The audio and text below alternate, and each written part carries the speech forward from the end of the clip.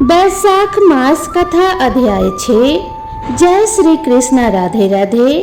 आप सभी का दिन शुभ और मंगलमय हो। इससे पहले की कथा सुनने और अपना प्यार देने के लिए आप सभी का बहुत बहुत धन्यवाद। आज आप सुनेंगे बैसाख मास महात्म्य का छठा अध्याय। आज का अध्याय सुनने से पहले एक बार फिर से आप सुनेंगे भगवान के एक भक्त की सच्ची कथा।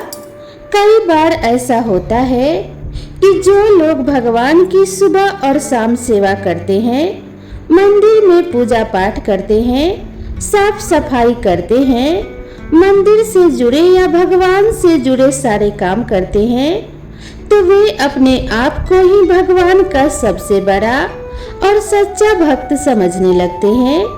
लेकिन यह सारे काम करते समय अगर भगवान के प्रति श्रद्धा या भक्ति नहीं है, तो फिर यह सारे काम किसी भी पुण्य में नहीं गिने जाते। ऐसे ही आज की एक कहानी है भगवान के सच्चे भक्त की, जिसके मन में भगवान के प्रति अविचल और सच्ची भक्ति थी। एक बार की बात है, एक गांव में एक पंडित जी रहा करते थे और उसी गांव में भगवान का एक बहुत बड़ा भक्त भी रहता था, जो भगवान की पूजा हमेशा सच्चे मन से किया करता था और भगवान के लिए सुबह सुबह बड़ी खुशी के साथ फूल लेने के लिए चला जाता था।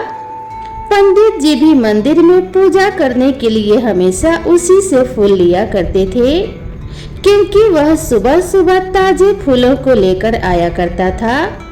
उस भक्त को फूल चुनने के लिए एक ऊंची पहाड़ी पर चढ़कर जाना पड़ता था। रास्ता बड़ा कठिन था। पहाड़ी की दूसरी ओर सुंदर सुंदर सुगंधित फूल लगे होते थे और उन्हें तोड़कर वह बड़ी मुश्किल से गांव में लेकर आता था। यह बात सभी जानते थे।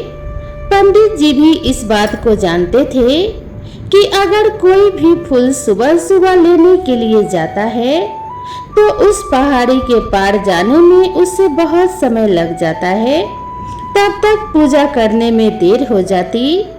इसीलिए इतनी दूर फूल चुनने के लिए कोई भी नहीं जाता था। यहाँ तक कि पंडित जी भी हमेशा उसी भक्त का इंतजार किया करते थे और उसी से हमेशा फूल लिया करते थे। एक दिन की बात है, पंडित जी मंदिर में पहुंचे और मंदिर के कपाट खोलकर सारी मूर्तियों को स्नान कराया, साफ सफाई की और फिर उसी भक्त का इंतजार करने लगे, क्योंकि उन्हें भगवान को ताजे फूल जो अर्पित करने थे। भक्त था कि अभी तक आया ही नहीं था।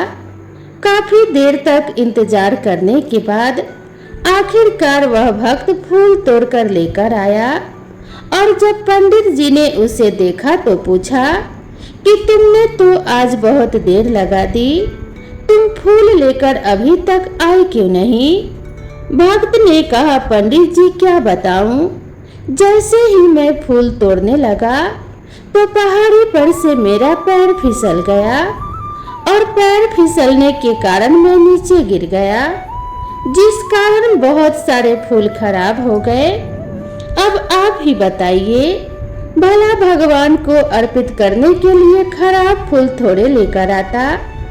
इसीलिए मैं दोबारा फूल चुनने के लिए उस पहाड़ी पर चला गया। पंडित जी ने बड़े गौर से उस भक्त को देखा तो उसकी हालत बहुत ठीक लग रही थी। उसे देखकर उन्हें कहीं से भी नहीं लगा कि वह पहाड़ी से गिर गया था। इसीलिए पंडित जी सोचने लगे कि हो ना हो यह झूठ बोल रहा है। पंडित जी ने उस आदमी से पूछा, अरे भाई तुम झूठ क्यों बोल रहे हो? आज तुम्हारे देर से आने का कोई और कारण है और तुम मुझे कुछ और कारण बता रहे हो। लेकिन वह भक्त कहने लगा कि पंडित जी यही सच है, मेरे साथ सच में ऐसा ही हुआ था। पंडित जी को उस भक्त की बात पर विश्वास नहीं हुआ, फिर भी उन्होंने उसके हाथ से फूल लेकर भगवान को अर्पित कर दिए। फिर कुछ दिनों बाद की बात है, एक दिन बहुत जोर से बारिश हो रही थी।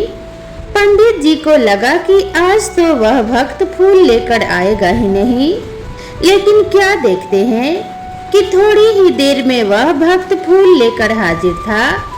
पंडित जी ने देखा तो बड़े हैरान हुए और पूछने लगे, क्यों भाई, आज तुम इतनी बारिश में फूल लेकर कैसे आ गए? इस प्रकार कहते हुए पंडित जी ने उस भक्त की ओर देखा। बाहर तो तेज बारिश हो रही थी, लेकिन वह भक्त बिना छतरी के भी बिल्कुल भी भीगा नहीं था। उसके ऊपर बारिश की एक बूंद तक नहीं गिरी थी। पंडित जी यह देखकर बड़े हैरान हुए और पूछने लगे कि इतनी जोर से बारिश हो रही है और तुम बिल्कुल भी भीगे हुए नजर नहीं आ रहे हो। तो भक्त कहने लगा, पंडित जी, मैं तो बस भगवान का नाम लेकर आ रहा था, इसीलिए मैं बारिश में नहीं भीगा। पंडित जी को उसकी बात पर बिल्कुल भी विश्वास नहीं हुआ, इसीलिए पंडित जी बोले कि अच्छा, एक बार फिर से तुम इस बारिश में बाहर जाकर दिखाओ। पंडित जी की बात मानकर जब वह भक्त बारिश में फिर से बाहर गया तो जहाँ जहाँ वह जाता उस तरफ बारिश थम जाती और बारिश की एक भी बूंद उस भक्त पर नहीं पड़ती। पंडित जी ऐसा दृश्य देखकर बहुत हैरान हो गए। फिर उन्होंने सोचा कि जब यह इंसान ऐसा कर सकता है तो मैं क्यों नहीं कर सकता? मैं तो एक पंडित हूँ, फिर तो यह बारिश मुझे भी नहीं भिगोएगी, क्योंकि मैं भी तो भगवान का सच्चा भक्त हूँ। ऐसा सोचकर जैसे ही वे पंडित जी बाहर निकले तो बारिश में भीग गए। पंडित जी को बारिश में भीगता हुआ देखकर भक्त बोला, पंडित जी, लगता है आपने भगवान का नाम सच्चे मन से नहीं लिया है, इसीलिए तो आप बारिश में भीग गए और मैं नहीं भीगा। अब पंडित जी को अपने गलती का बड़ा अफसोस हुआ और उन्हें यह बात भी समझ में आ गई कि केवल दिखावे के लिए ही भक्ति करना पर्याप्त नहीं होता। असल भक्ति तो तब होती है जब भगवान के प्रति मन में सच्ची भावना हो और भगवान भी अपने ऐसे ही सच्चे भक्तों की सहायता करते हैं जो कि निश्चल भाव से उनकी भक्ति किया करते हैं। तो यह थी आज की कहानी। अब आप सभी सुनिए वैशाख मास महात्म्य में आज की कथा। व्याध ने पूछा कि हे ब्राह्मण, आपने तो पहले कहा था कि भगवान विष्णु की प्रीति के लिए कल्याणकारी भागवत धर्मों का और उनमें भी वैशाख मास में कर्तव्य रूप से बताए हुए नियमों का विशेष रूप से पालन करना चाहिए। ये भगवान विष्णु कैसे हैं, उनका क्या लक्षण है, उनकी सत्ता में क्या प्रमाण मिलता है और वे सर्वव्यापी भगवान किनके द्वारा जानने योग्य हैं। वैष्णव धर्म कैसे हैं और किससे भगवान श्री हरि प्रसन्न होते हैं। महामते मैं आपका किंकर हूँ, मुझे यह सब बातें विस्तार पूर्वक बताइए। व्याध के इस प्रकार पूछने पर शंख मुनि ने रोग शोक से रहित संपूर्ण जगत के स्वामी भगवान श्री नारायण को प्रणाम करके कहा कि हे व्याध, भगवान विष्णु का स्वरूप कैसा है पहले ये सुनो।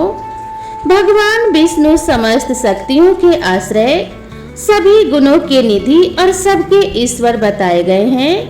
वे निर्गुण, निष्कल और अनंत हैं। सतचित और आनंद यही उनका स्वरूप है।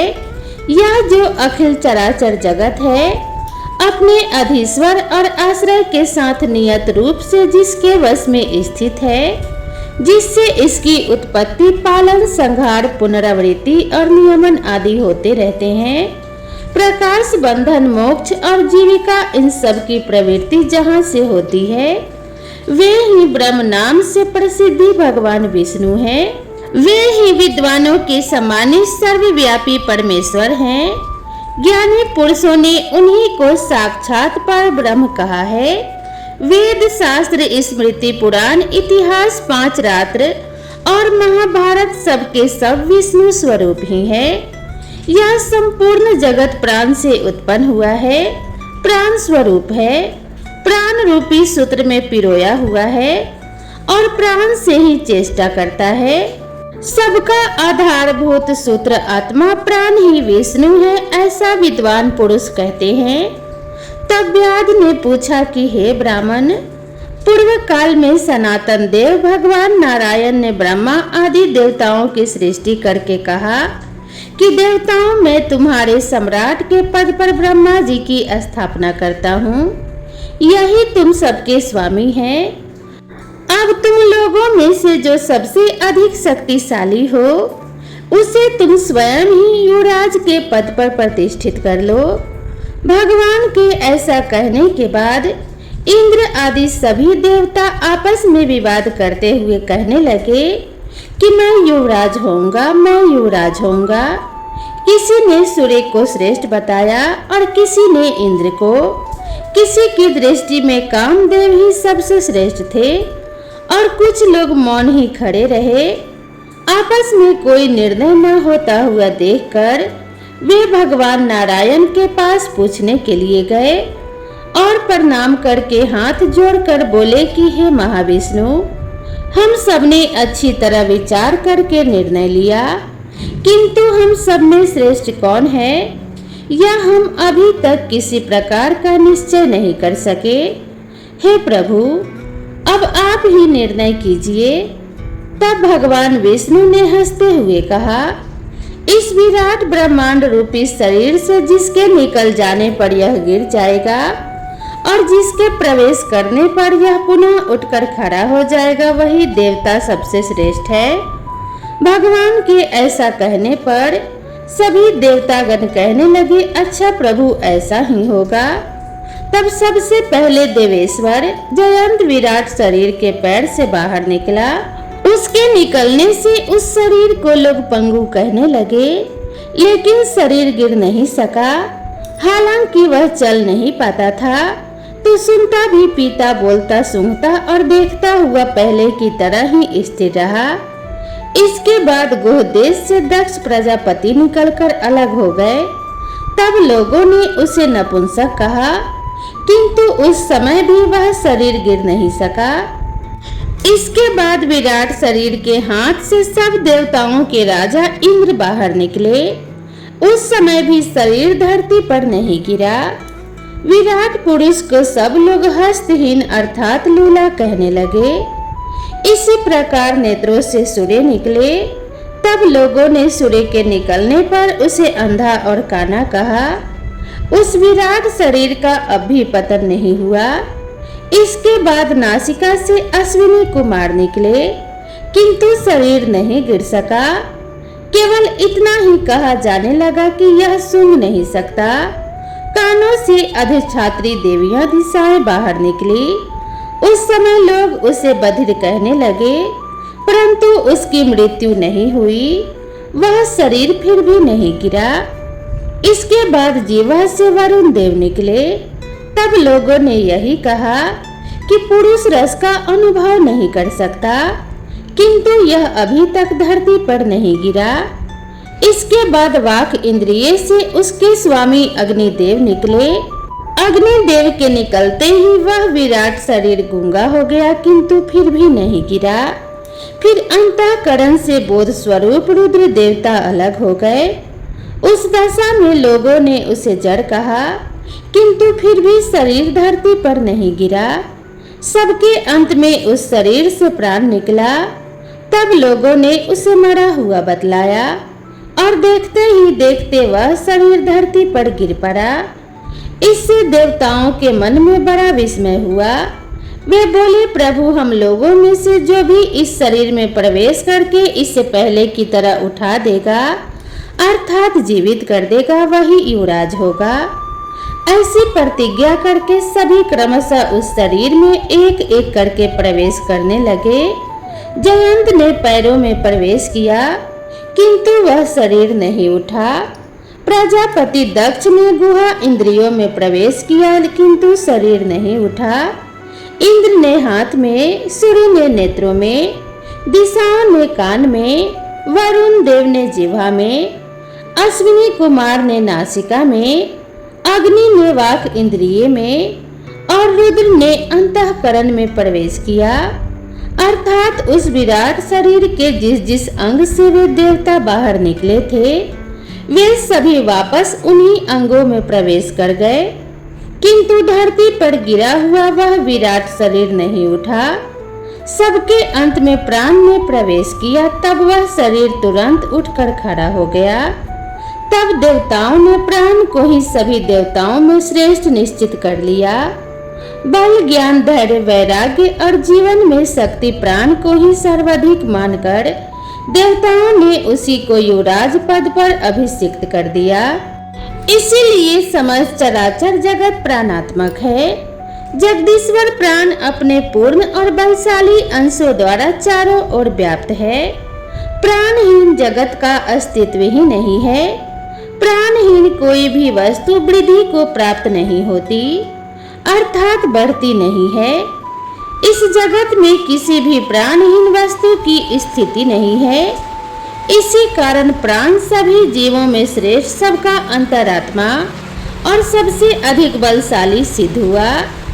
इसीलिए प्राण उपासक प्राण को ही सर्वश्रेष्ठ कहते हैं। विद्वान पुरुष प्राण को ही महाविष्णु का बल बतलाते हैं। महाविष्णु के महात्म्य और लक्षण को इस प्रकार जानकर मनुष्य पूर्व बंधन का अनुसरण करने वाले अज्ञान में लिंग को उसी प्रकार त्याग देता है, जैसे सांप पुरानी केचुली को त्यागता है। लिंग देह का त्याग करके वह परम पुरुष अनामय भगवान नारायण को प्राप्त होता है। शंख मुनि की कही हुई यह बात सुनकर उस व्याध ने फिर से पूछा कि हे ब्राह्मण, यह प्राण जब इतना महान, प्रभावशाली और इस संपूर्ण जगत का गुरु और ईश्वर है, तब फिर लोक में उसकी महिमा क्यों नहीं प्रसिद्ध हुई? शंख मुनि कहने लगे कि बहुत पहले की बात है। प्राण अश्वमेध यज्ञों द्वारा अनामय भगवान नारायण का यजन करने के लिए गंगा जी के तट पर बड़ी प्रसन्नता से गया। अनेक मुनि गणों के साथ उसने फलों के द्वारा पृथ्वी का शोधन किया। उस समय वहां समाधि में स्थित हुए महात्मा कण्व बाम्बी की मिट्टी में छुपे हुए बैठे थे। हल जोतने पर बाम्बी गिर जाने से वे बाहर निकल आए और क्रोध पूर्वक देखकर सामने खड़े हुए महाप्रभु प्राण को श्राप देते हुए बोले, देवेश्वर, आज से आपकी महिमा तीनों लोकों में और खासकर भूलोक में प्रसिद्ध नहीं होगी। हाँ, आपके अवतार तीनों में विख्यात होंगे। हे व्याध, तभी से संसार में महाप्रभु प्राण की महिमा प्रसिद्ध ही नहीं हुई और धरती पर तो उसकी ख्याति विशेष रूप से होती ही नहीं। व्याध ने पूछा, महामते, भगवान विष्णु के रचे हुए करोड़ों और सहस्र सनातन जीव नाना मार्ग पर चलने और अलग अलग कर्म करने वाले क्यों दिखाई देते हैं? इन सब का एक सा स्वभाव क्यों नहीं होता? यह सभी विस्तार पूर्वक बतलाइए। तब शंख कहने लगे, रजोगुण, तमोगुण और सत्वगुण के भेद से 3 प्रकार के जीव समुदाय होते हैं। उनमें राजस स्वभाव वाले जीव राजस कर्म, तमोगुण जीव तामस कर्म और सात्विक स्वभाव वाले जीव सात्विक कर्म करते हैं। कभी कभी संसार में इनके गुणों में विषमता भी होती है। उसी से वे ऊंच और नीच कर्म करते हुए अपने अपने कर्मों के अनुसार फल के भागी होते हैं। कभी सुख, कभी दुख और कभी दोनों को ही यह मनुष्य गुणों की विषमता से ही प्राप्त करते हैं। तमोगुणी जीव तामसी वृत्ति से ही अपना जीवन चलाते हैं और हमेशा महान दुख में डूबे रहते हैं।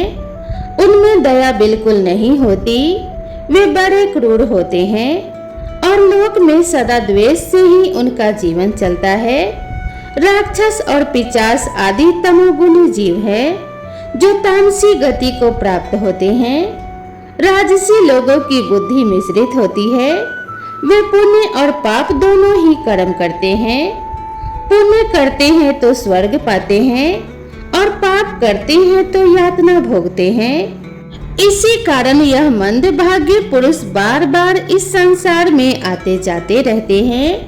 जो सात्विक स्वभाव के मनुष्य हैं, वे धर्मशील, दयालु, श्रद्धालु, दूसरों के दोष न देखने वाले और सात्विक वृत्ति से अपना जीवन चलाने वाले होते हैं।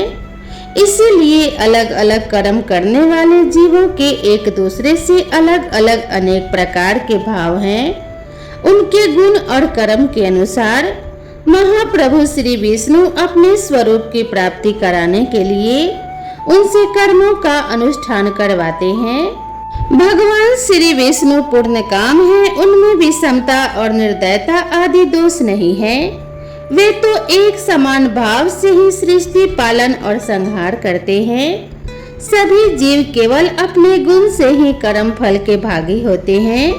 जैसे माली बगीचे में लगे हुए सभी वृक्षों को एक समान रूप से सींचता है और एक ही कुएं के जल से सभी वृक्ष भी पलते हैं, फिर भी वे अलग अलग स्वभाव को प्राप्त होते हैं। इसमें बगीचा लगाने वाले में किसी भी प्रकार की विषमता या निर्दयता का दोष नहीं होता है। देवाधिदेव भगवान विष्णु का एक निमेष ब्रह्मा जी के कल्प के समान माना गया है। ब्रह्म कल्प के अंत में देवाधिदेव शिरोमणि भगवान विष्णु का उन्मेष होता है, अर्थात वे आंख खोलकर देखते हैं। जब तक भगवान विष्णु आंख खोलकर देखते हैं तब तक प्रलय है। निमेष में स्थित संपूर्ण लोकों की सृष्टि करने की इच्छा करते हैं। अब व्याध ने पूछा कि हे मुने, भागवत धर्म कौन कौन से हैं और किनके द्वारा भगवान विष्णु प्रसन्न होते हैं, कृपया यह भी बताइए। तब शंख मुनि ने कहा, जिससे अंतःकरण की शुद्धि होती है, जो साधु पुरुषों का उपकार करने वाला है और जिसकी किसी ने भी निंदा नहीं की है, उसे तुम सात्विक धर्म समझो। वेदों और स्मृतियों में बताए हुए धर्म का अगर निष्काम भाव से पालन किया जाए तो वह लोक से विरुद्ध ना हो, तो उसे भी सात्विक धर्म ही जानना चाहिए। वर्ण और आश्रम विभाग के अनुसार जो 4 प्रकार के धर्म हैं, वे सभी नित्य नैमित्तिक और काम्य भेद से 3 प्रकार के माने गए हैं। वे सभी अपने अपने वर्ण और आश्रम के धर्म जब भगवान विष्णु को समर्पित कर दिए जाते हैं, तब उन्हें सात्विक धर्म जानना चाहिए, जो सत्व गुण में स्थित होकर भगवान विष्णु को प्रसन्न करने वाले शुभ कारक सात्विक धर्मों का सदा निष्काम भाव से पालन करते हैं। वे भागवत अर्थात विष्णु भक्त माने गए हैं, जिनका मन सदा भगवान विष्णु में लगा रहता है, जिनकी जीवा पर भगवान का नाम है और जिनके हृदय में भगवान के चरण विराजमान हैं, वे भागवत कहे गए हैं। भगवान विष्णु ने क्षीर सागर में सबके हित की कामना से भगवती लक्ष्मी जी को दही से निकाले हुए मक्खन की तरह सभी शास्त्रों के सर्वभूतेषु मंडल को भेद कर भगवान विष्णु के योगी दुर्लभ परम धाम में जाता है। इस प्रकार ब्राह्मण शंख के द्वारा भगवान विष्णु के प्रिय वैशाख मास के धर्मों का वर्णन होते समय वह 5 शाखाओं वाला वट वृक्ष तुरंत ही धरती पर गिर पड़ा, जिसके खोखले में एक विकराल अजगर रहता था।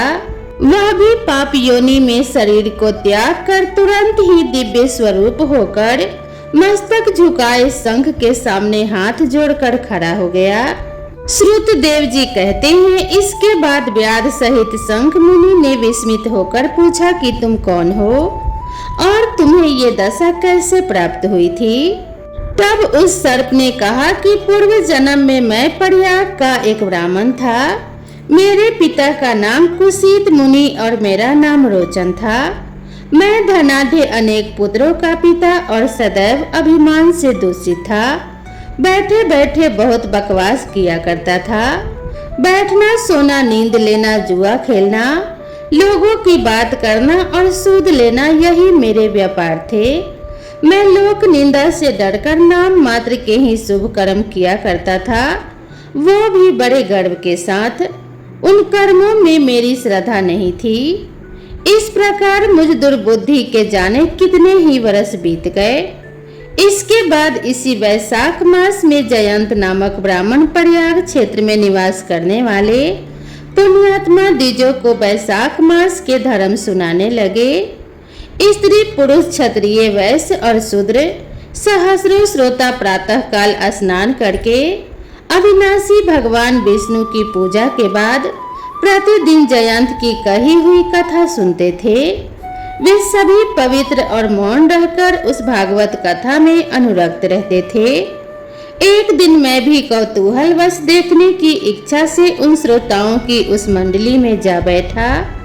मेरे मस्तक पर पगड़ी बंधी हुई थी, इसीलिए मैंने नमस्कार तक नहीं किया और सांसारिक वार्तालाप में अनुरक्त होकर कथा में विघ्न डालने लगा। कभी मैं कपड़े फैलाता, कभी किसी की निंदा करने लगता और कभी जोर जोर से हंस पड़ता। जब तक कथा समाप्त हुई तब तक मैंने इसी प्रकार से अपना समय बिताया। इसके बाद दूसरे दिन सन्निपात रोग से मेरी मृत्यु हो गई। मैं तपाए हुए शीशे के जल से भरे हुए हलाहल नरक में डाल दिया गया और 14 मनवंतरों तक मैं वहीं पड़ा हुआ यातना भोगता रहा। इसके बाद 84 लाख योनियों में क्रमशः जन्म लेता और मरता हुआ मैं इस समय क्रूर तमोगुण सर्प होकर इस वृक्ष के खोखले में रह रहा था। मुने सौभाग्यवश आपके मुखारविंद से निकली हुई अमृतमयी कथा को मैंने अपने दोनों नेत्रों से सुना, जिसे सुनकर तत्काल ही मेरे सारे पाप नष्ट हो गए। मुनि श्रेष्ठ, मैं नहीं जानता कि आप किस जन्म के मेरे बंधु हैं, क्योंकि मैंने कभी किसी का उपकार नहीं किया, तो भी मुझे आपकी कृपा प्राप्त हुई। वह जिसका मन समान है और जो सभी प्राणियों पर दया करने वाले साधु पुरुष हैं, उनमें परोपकार की स्वाभाविक भावना होती है। उनकी कभी भी किसी के प्रति विपरीत बुद्धि नहीं होती। आज आप मुझ पर कृपा कीजिए, जिससे मेरी बुद्धि भी धर्म में लग जाए। देवाधिदेव भगवान विष्णु की मुझे कभी विस्मृति ना हो और साधु चरित्र वाले महापुरुषों का सदा संग प्राप्त हो। जो लोग मध्य से अंधे हो रहे हैं, उनके लिए एकमात्र दरिद्रता ही उत्तम अंजन है। इसी प्रकार नाना तरह से स्तुति करके रोचन ने बार बार शंख को प्रणाम किया और हाथ जोड़कर चुपचाप उनके आगे खड़ा हो गया। तब शंख ने कहा कि हे ब्राह्मण, तुमने वैशाख मास और भगवान विष्णु का महात्म्य सुना है। इससे उसी क्षण तुम्हारा सारा बंधन नष्ट हो गया। हे ब्राह्मण, परिहास, भय, क्रोध, द्वेष, कामना या फिर स्नेह से भी एक बार भगवान विष्णु के पापाहारी नाम का उच्चारण करके बड़े भारी पापी भी रोग शोक रहित वैकुंठ धाम में चले जाते हैं। फिर जो श्रद्धा से युक्त होकर क्रोध और इंद्रियों को जीतकर सबके प्रति दया भाव रखते हुए भगवान की इस कथा को सुनते हैं, वे उनके लोक में जाते हैं। इस विषय में तो कहना ही क्या है। कितने ही मनुष्य केवल भक्ति के बल से एकमात्र भगवान की कथा वार्ता में तत्पर होकर अन्य सभी धर्मों का त्याग कर देने पर भी भगवान विष्णु के परम पद को पा लेते हैं। भक्ति से या फिर द्वेष आदि से जो कोई भी भगवान की भक्ति करते हैं, वे भी प्राणहारिणी पूतना की तरह परम पद को ही प्राप्त होते हैं। सदा महापुरुषों का संग और उन्हीं के विषय में वार्तालाप करना चाहिए। रचना शिथिल होने पर भी जिसके प्रत्येक श्लोक में भगवान के सुया सूचक नाम है, वही वाणी जन समुदाय की पाप राशि का नाश करने वाली होती है। क्योंकि साधु पुरुष उसी को सुनते हैं, गाते हैं और कहते हैं। जो भगवान किसी से कष्ट साध सेवा नहीं चाहते, आसन आदि विशेष उपकरणों की इच्छा नहीं रखते, धन की इच्छा नहीं रखते, सुंदर रूप और जवानी नहीं चाहते, बल्कि एक बार भी ध्यान कर लेने पर अपना परम प्रकाश हम वैकुंठ धाम दे डालते हैं, उन दयालु भगवान को छोड़कर मनुष्य भला किसकी शरण में जाए। उन्हीं रोग शोक से रहित चित्त द्वारा चिंतन करने योग्य अव्यक्त दया निधान भक्त वत्सल भगवान नारायण की शरण में जाओ। महामते वैशाख मास में कहे हुए इन सब धर्मों का पालन करो। इससे प्रसन्न होकर भगवान जगन्नाथ तुम्हारा कल्याण करेंगे। ऐसा कहकर शंख मुनि व्याध की ओर देखकर चुप हो गए। तब उस दिव्य पुरुष ने पुनः कहा, मुने, मैं धन्य हूँ, आप जैसे दयालु महात्मा ने मुझ पर कृपा की है। मेरी कुत्सित योनि दूर हो गई और अब मैं परम गति को प्राप्त हो रहा हूँ। यह मेरे लिए सौभाग्य की बात है। ऐसा कह दिव्य पुरुष ने शंख मुनि की परिक्रमा की और उनकी आज्ञा लेकर वह दिव्य लोक को चला गया। इसके बाद संध्या हो गई। व्याध ने शंख को अपनी सेवा से संतुष्ट किया और उन्होंने सायंकाल की संध्या उपासना करके शेष रात्रि बिताई। भगवान के लीला अवतारों की कथा वार्ता द्वारा रात बिताकर शंख मुनि ब्रह्म मुहूर्त में उठे और दोनों पैर धोकर मौन भाव से तारक ब्रह्म का ध्यान करने लगे। इसके बाद शौच आदि क्रिया से निवृत्त होकर वैशाख मास में सूर्योदय से पहले स्नान किया और फिर संध्या तर्पण आदि सब कर्म समाप्त करके उन्होंने बड़े प्रसन्न मन से व्याध को बुलाकर उससे राम इस 2 अक्षर वाले नाम का उपदेश दिया, जो वेद से भी अधिक शुभ है। उपदेश देकर इस प्रकार कहा कि भगवान विष्णु का एक एक नाम भी सभी वेदों से अधिक महत्वपूर्ण माना गया है। ऐसे अनंत नामों से अधिक है भगवान विष्णु का सहस्र नाम। उस नाम के समान राम नाम बताया गया है। इसीलिए हे व्याध, तुम निरंतर राम नाम का जप करो और मृत्यु पर्यंत मेरे बताए हुए धर्मों का पालन करते रहो। इस धर्म के प्रभाव से तुम्हारा वाल्मीकि ऋषि के घर जन्म होगा और तुम इस पृथ्वी पर वाल्मीकि नाम से प्रसिद्ध होगे। व्याध को ऐसा आदेश देकर मुनिवर शंख ने फिर दक्षिण दिशा को प्रस्थान किया। व्याध ने भी शंख मुनि की परिक्रमा करके बार बार उनके चरणों में प्रणाम किया और जब तक वे दिखाई दिए तब तक उन्हीं की ओर देखता रहा। फिर उसने अति योग्य विशाख उक्त धर्मों का पालन किया। जंगली कैथ, कटहल, जामुन और आम आदि फलों से राह चलने वाले थके मांदे पथिकों को आता पंखा आदि के द्वारा और बालू के बिछावन और छाया आदि की व्यवस्था से रास्ते में चलने वाले पथिकों को स्नान करा के दिन रात राम नाम का जप करता था। इस प्रकार धर्म अनुसार संसार में दिव्य राम कथा को प्रकाशित किया, जो कि सभी कर्म बंधनों को काटने वाली है। हे मिथिला, देखो विशाख का महात्मा कैसा ऐश्वर्य प्रदान करने वाला है, जिससे एक व्याध भी परम दुर्लभ ऋषि भाव को प्राप्त हो गया। यह रोमांचकारी उपाख्यान सभी पापों का नाश करने वाला है। जो इसे सुनता है और सुनाता है वह फिर से अपनी माता के स्तन का दूध पीने वाला नहीं होता, अर्थात बार बार इस संसार में नहीं आता, उसे मोक्ष मिल जाता है। जय श्री कृष्णा, राधे राधे। आज की कथा यहीं पर समाप्त हुई। अगले अध्याय में आप जानेंगे धर्म वरण की कथा, कलयुग की अवस्था का वर्णन, धर्म वरण और पितरों का संवाद और वैशाख मास में आने वाली अमावस्या की श्रेष्ठ के बारे में। आशा करती हूँ आप सभी को यह अध्याय और यह कथा जरूर पसंद आई होगी। दोस्तों, अगर यह कथा आप सभी को अच्छी लगी हो तो वीडियो को एक लाइक जरूर कीजिएगा तथा इस कथा को अपने सभी परिवार और मित्रों के साथ शेयर कर दीजिएगा। माता लक्ष्मी और भगवान श्री विष्णु की कृपा आप सभी के ऊपर बनी रहे। आप सभी के घर में धन्य धान्य के भंडार भरे रहें। इसी कामना के साथ आप सभी से विदा लेते हैं। मिलते हैं नेक्स्ट वीडियो में अगले अध्याय के साथ। तब तक के लिए राधे राधे।